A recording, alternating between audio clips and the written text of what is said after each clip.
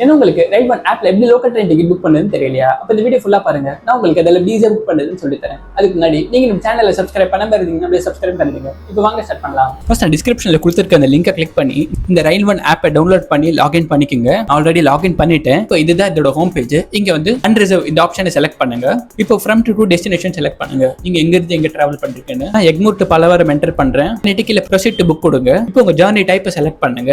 இப்போ train டைப்பை select பண்ணுங்க. Ordinary. இப்போ இந்த அன்ரிசர்வ்லேயே நீங்கள் வந்து இங்கே சென்னை டு பெங்களூர்ல அன்ரிசர்வ் டிக்கெட்டும் நீங்கள் இதிலே புக் பண்ணலாம். அந்த செகண்ட் எக்ஸ்பிரஸ் ஆப்ஷனை செலக்ட் பண்ணி இப்போ நான் லோக்கல் ட்ரெயின் டிக்கெட் புக் பண்ணுறதுனால ஆர்டினரி ஆப்ஷன் செலக்ட் பண்ணுறேன்.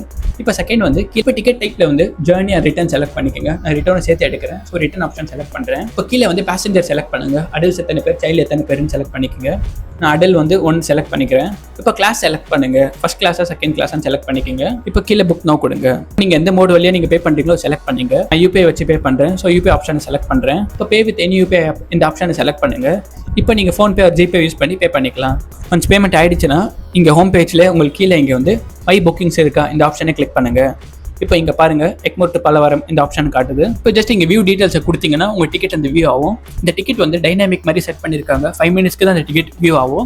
அப்புறமா அது திரும்பியும் க்ளோஸ் ஆகிடும். இது திரும்ப வேணும்னா திரும்ப வியூ டீட்டெயில்ஸ் கொடுத்து வியூ பண்ணிக்கலாம். அவ்வளோதான் ஃப்ரெண்ட்ஸ் இந்த வீடியோ. இந்த வீடியோ பிடிச்சிருந்தா லைக் பண்ணுங்க. நீங்கள் இந்த சேனலை சப்ஸ்கிரைப் பண்ணாம இருந்தீங்கன்னா அப்படியே சப்ஸ்கிரைப் பண்ணிடுங்க. இந்த வீடியோக்கு ரெசிப்ட் பார்த்ததுக்கு நன்றி.